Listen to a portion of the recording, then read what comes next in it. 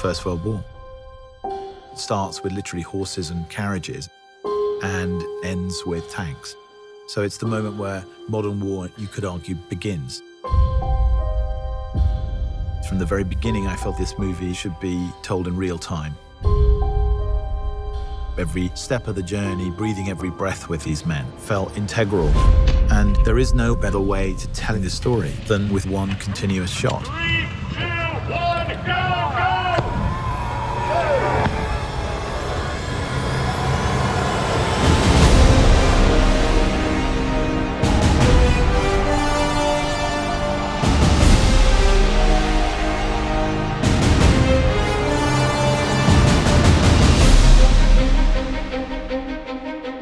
From the first moment I talked to Sam about the idea of it as a one-shot movie, I knew it was going to be really immersive.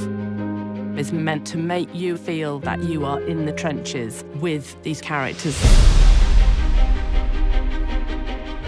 The film in itself is a slice of time. These two young men get sent on a mission to deliver a message to stop an attack. Action! So they've got to cross into enemy territory on a race against time to deliver a message that will save 1,600 lives. And the camera never, ever comes away from the two characters. There's always that sort of get-out-of-jail card that you have with a movie. Well, you know, we might be able to cut around this, or we might take that scene out. That's not possible on this film. The dance of the camera and the mechanics all have to be in sync with what the actor's doing. When you achieve that, it's really beautiful and exhilarating.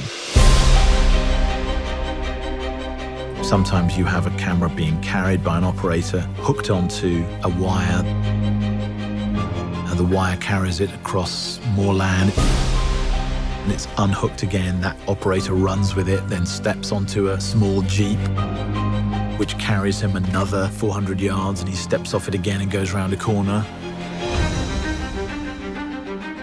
Let's go back to 1. This film does not take place in a series of interiors.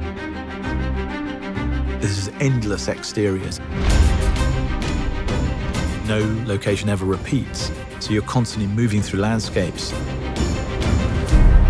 Being such an exterior movie, we're very dependent on the light and the weather. And we kind of realized, well, for a start, you can't really light it. Action. Because, you know, if you were running down a trench and turning around 360 degrees, there's nowhere to put a light anywhere. And because we were shooting in story order, we have to shoot in cloud to get the continuity from scene to scene. So some mornings, the sun would be out and we couldn't shoot. So we would rehearse. And we're rehearsing. And then we'd be waiting around, everyone with their eyes up in the sky, trying to see how long it'd take for the sun to move behind the cloud.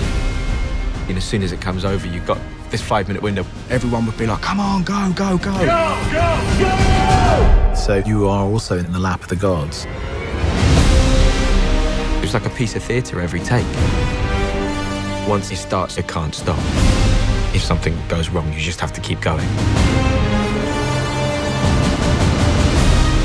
Until you actually see it on a screen, you don't really realize how immersive it is and how that technique kind of draws you into it. For me, engagement is very important. And that is behind the way in which we've decided to shoot this film. I wanted people to understand how difficult it was for these men.